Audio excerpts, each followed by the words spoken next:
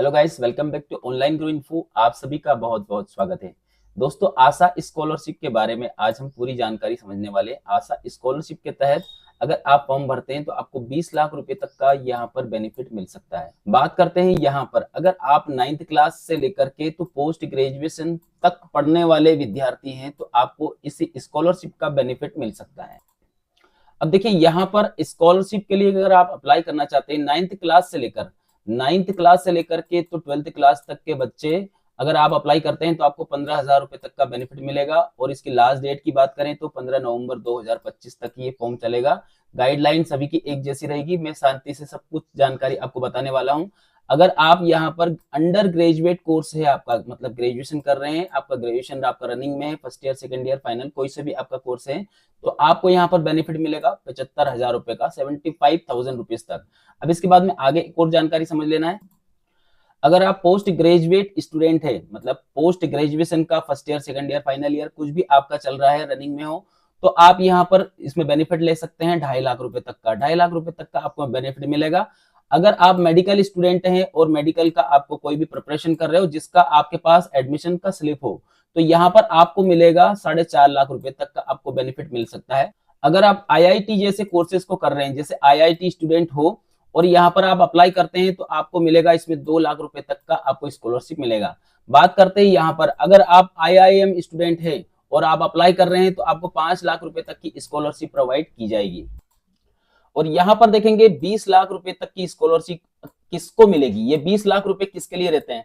अगर आप SC ST category की बात करें, देखिए मैं आपकी इसकी पूरी गाइडलाइन भी आपको बता देता हूँ क्या क्या इसमें गाइडलाइन रहती है, तो वो आपको समझ लेना है। यहाँ पर देखेंगे इसकी जो गाइडलाइन दी गई है वो इस प्रकार से रहेगा। पहली कंडीशन तो आप भारत के होने चाहिए। दूसरी condition, applicant must be SC category. अगर आप एससी और एसटी कैटेगरी से हो तो आपको 20 लाख रुपए तक की आपको यहाँ पर स्कॉलरशिप प्रोवाइड की जाएगी। और यहाँ पर देखेंगे अगर आप 75% से ऊपर आपके मार्क्स होना चाहिए। और यहाँ पर देखेंगे आपके एनुअल इनकम, मतलब फादर्स की जो एनुअल इनकम रहती है वो 6 लाख से कम होनी चाहिए, तो आप यहाँ पर अप्लाई करेंगे। यहाँ पर आपको ग्रेजुएशन, अंडर ग्रेजुएशन या पोस्ट ग्रेजुएशन दोनों का एक जैसा ही रहता, तो हम यहाँ पर इसके ऊपर इसका इंस्ट्रक्शन के बारे में आपको समझ लेना है कि आपको क्या क्या जानकारियां लगेगी। आप फॉर्म भरेंगे तो उसमें क्या क्या आपको लगने वाला है। सबसे पहली कंडीशन तो आप यहाँ पर देखेंगे 75% से ऊपर आपके मार्क्स होने चाहिए, तो आप यहाँ पर अप्लाई करेंगे। प्रीवियस ईयर की आपको जो है मार्कशीट लगेगी उसमें। और यहाँ पर देखेंगे कि आपको 6 लाख रुपए तक का आपके माता पिता की एनुअल इनकम होनी चाहिए, इससे कम होनी चाहिए, मतलब इससे ऊपर नहीं होनी चाहिए, तो आप यहाँ पर अप्लाई कर सकते हैं। और इस बेनिफिट, इस स्कॉलरशिप का आप यहाँ पर लाभ भी ले सकते हैं। अब देखिए यहाँ पर जो आपके डॉक्यूमेंट्स कौन कौन से लगने वाले हैं वो आपको समझ लेना है। डॉक्यूमेंट्स में सभी स्टूडेंट जितने भी आप यहाँ पर अप्लाई कर रहे हैं, किसी भी स्कॉलरशिप बेस पर अप्लाई कर रहे हैं, सभी में एक जैसा ही फंडामेंटल रहेगा। मार्कशीट द प्रीवियस ईयर, अगर आप लास्ट एग्जाम जो भी आप कर रहे हो, ग्रेजुएशन कर रहे हो तो लास्ट एग्जाम आपकी 12वीं हो गया, आपने इससे पहले अगर डिप्लोमा किया या जो भी आपका लास्ट एग्जाम है उसकी आपको प्रीवियस ईयर की मार्कशीट लगेगी। ठीक है। अब यहाँ पर देखेंगे गवर्नमेंट इश्यू आइडेंटिटी प्रूफ, जैसे आधार कार्ड, तो आधार कार्ड भी आप यहाँ पर लगाएंगे। यहाँ पर करंट ईयर, इस साल की आपकी फीस स्लिप आपके पास होनी चाहिए, तो आप यहाँ पर अप्लाई करेंगे। Proof of current year admission, आप जिस स्कूल कॉलेज या जिस भी इंस्टीट्यूशन में आप पढ़ रहे हैं वहां का आपके पास कोई प्रूफ होना चाहिए एडमिशन का। उसमें यहाँ पर कुछ जानकारियां दी गई, एडमिशन लेटर या इंस्टीट्यूशन का आइडेंटिटी कार्ड या फिर बोनाफाइड सर्टिफिकेट, इनमें से कुछ भी आपके पास हो तो आप लगा सकते हैं। और इनके अलावा कुछ नहीं है आपके पास तो फीस स्लिप जैसी चीजें भी आप लगा सकते हैं, क्योंकि उसमें भी कॉलेज का नाम लिखा हुआ रहता है। यहाँ पर देखेंगे बैंक पासबुक कैंडिडेट के नाम से होना चाहिए, तो यहाँ पर आप अप्लाई कर पाएंगे। अब इसके बाद में आपका आय प्रमाण पत्र गवर्नमेंट के द्वारा जारी किया गया आय प्रमाण पत्र ही चलेगा। एप्लीकेंट्स का फोटोग्राफ आपको यहाँ पर जरूरी रहेगा।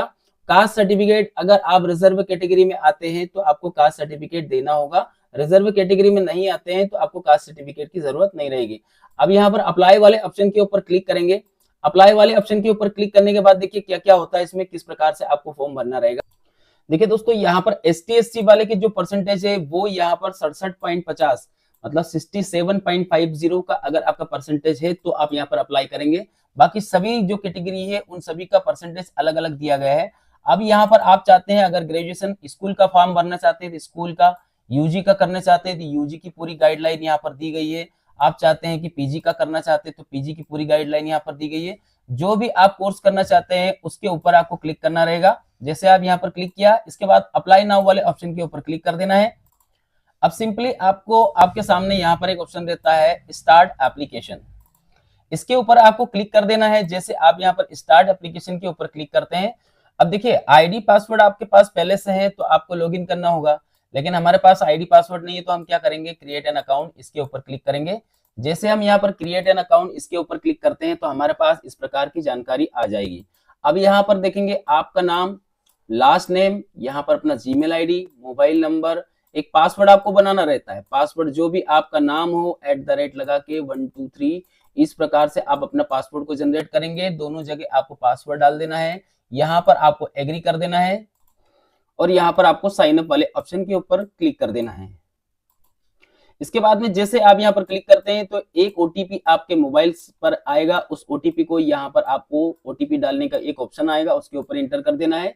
उसके बाद में आपसे कुछ बेसिक जानकारियां और भी पूछी जाती है। अब इसके लिए देखिए यहाँ पर आपको साइन इन करना है। मेरे पास पहले से आईडी है तो मैं यहाँ पर साइन इन करूंगा इसको। यहाँ पर देखेंगे आपकी आईडी जो है वो लॉगिन हो जाएगा इस प्रकार से। जैसे आप आईडी लॉगिन कर लेते हैं तो आपके सामने कुछ इस प्रकार का इंटरफेस आएगा, आपका नाम यहाँ पर डिस्प्ले होने लगेगा। यहाँ पर देखेंगे स्टार्ट एप्लीकेशन के ऊपर आपको क्लिक कर देना है। अब देखिए यहाँ पर जैसे आप लॉगिन करते हैं तो लॉगिन करने के बाद आपका नाम, लास्ट नेम क्या है, इसके बाद Gmail ID, mobile number, alternate mobile number इसमें डालना होता, किसी का भी डाल सकते हो। यहाँ पर आपका व्हाट्सएप नंबर, आपका जो नंबर रहता है उसी को यहाँ पर डाल सकते हो। यहाँ पर अपनी डेट ऑफ बर्थ को वेरीफाई करेंगे, यहाँ पर अपने जेंडर को वेरीफाई करेंगे, जो भी आपकी कैटेगरी है ड्रॉप डाउन करके आप यहाँ से उसे सिलेक्ट कर लेना।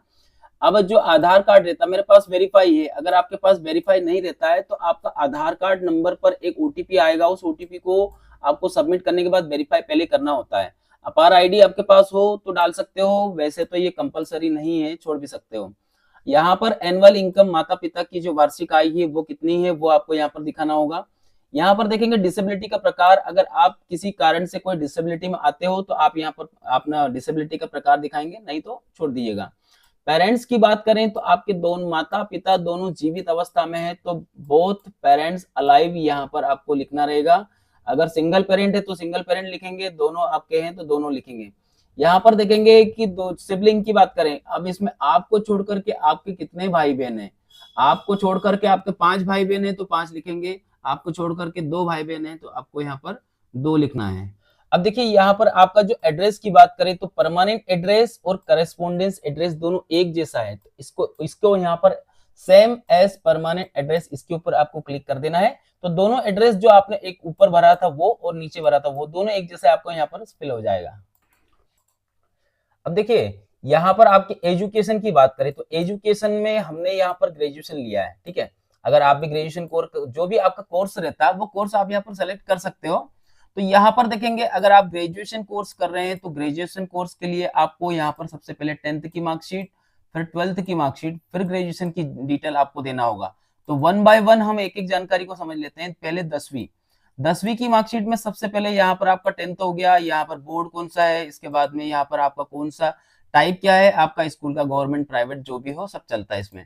यहाँ पर अपना स्टेट को वापस से चॉइस करेंगे, है ना। इसके बाद में यहाँ पर आपका डिस्ट्रिक्ट क्या है, इसके बाद में स्कूल का नाम, इसके बाद में कब पास आउट किया और रोल नंबर क्या है, और यहाँ पर देखेंगे मार्कशीट जो डिटेल रहती फिल करने की, तो कितने नंबर आए हैं, कितने में से आए हैं, और इसको सेव कर देना, बस इतना काम रहता है।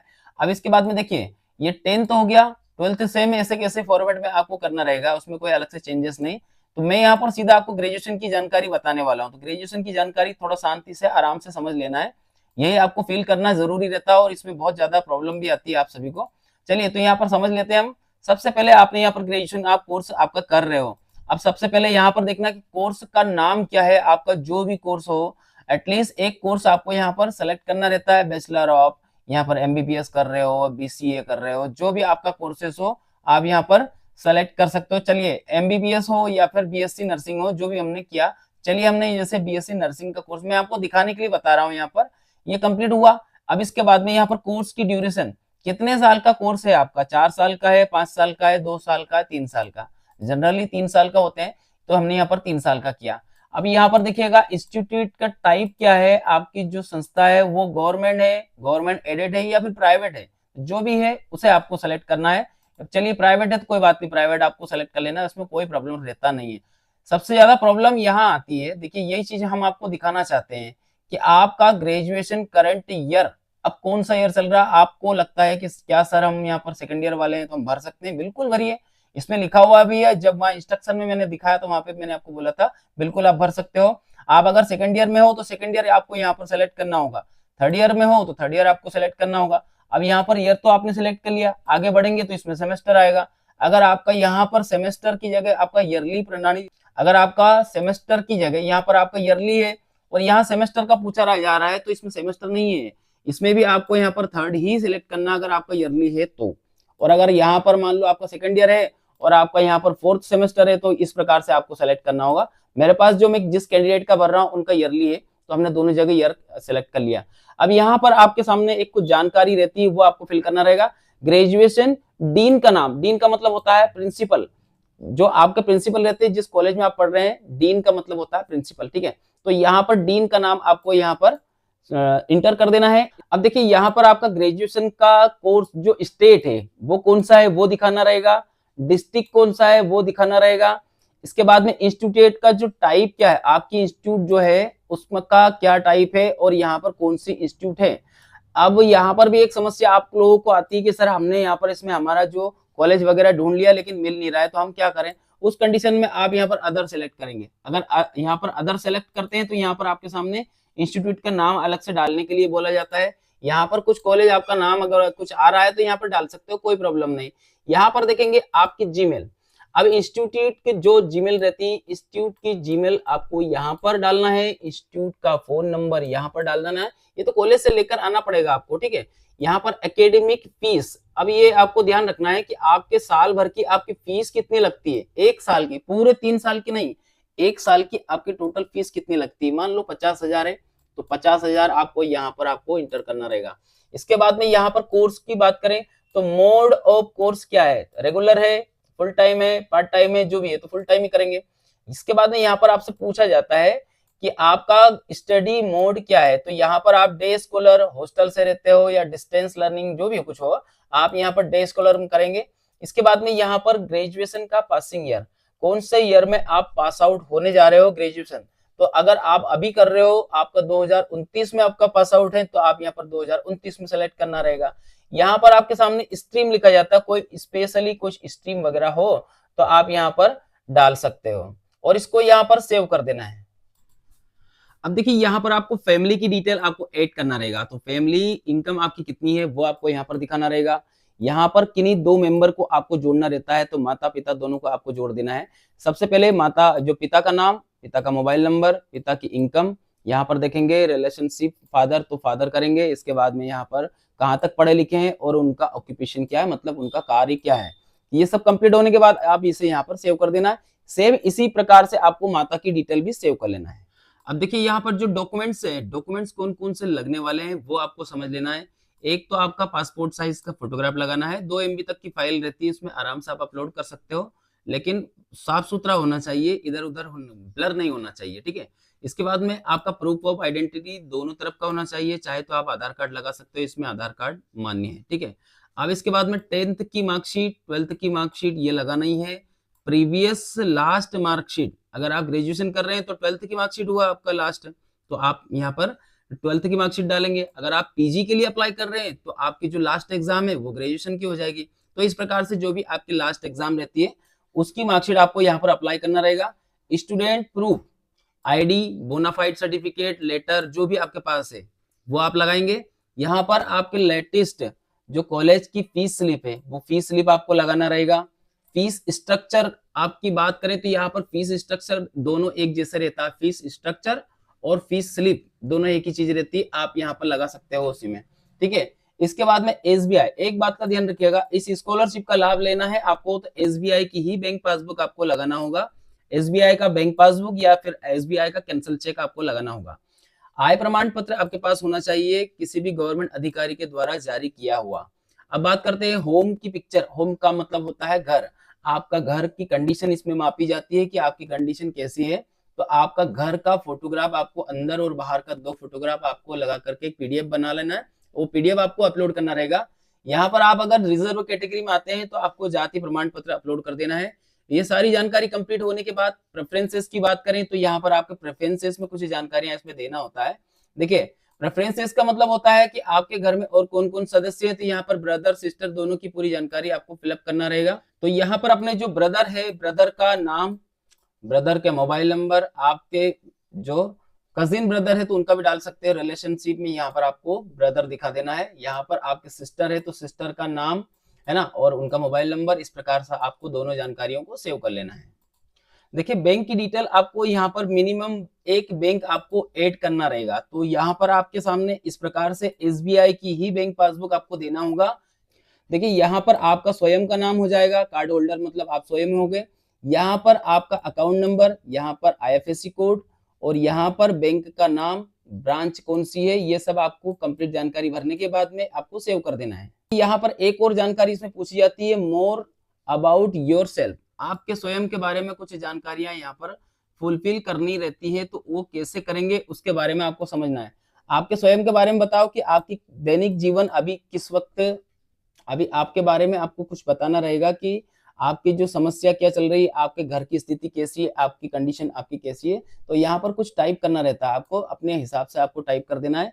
इसके बाद में जब ये स्कॉलरशिप आपको मिल रही है तो ये स्कॉलरशिप क्यों लेना चाहते हो आप, यहाँ पर स्कूल ट्यूशन फीस के लिए, स्टेशनरी के लिए, बुक के लिए, यूनिफॉर्म, कोचिंग या फिर कॉम्पिटिटिव एग्जाम, जिसके लिए भी आप लेना चाहते हो वो आप यहाँ पर इसको सेलेक्ट कर लेना है। इसके बाद में यहाँ पर देखिए, इसमें लिखा हुआ है क्या आपने एसबीआई आईफा स्कॉलरशिप, आशा स्कॉलरशिप प्रीवियस ईयर आपने लिया है क्या। देखिए, यहाँ पर आपसे पूछा जाता है कि आपको कोई सी स्कॉलरशिप मिली है क्या 2022, 23, 24 में। अगर हो आपको तो यहाँ पर इसके ऊपर क्लिक करना रहेगा। 24 में मिली थी हमको, 22 में मिली थी, और कुछ नहीं मिला है अभी तक तो नॉट एप्लीकेबल कर देना और इसको आगे बढ़ा देना। यहाँ पर पूछा जाता है कि आपका जो रिसीव और government private scholarship during the last academic year, आपको पिछले साल भी कोई स्कॉलरशिप मिली है क्या। मिली हो तो यस कर देना, हाँ ना का जवाब देना, इसमें और कोई प्रॉब्लम नहीं।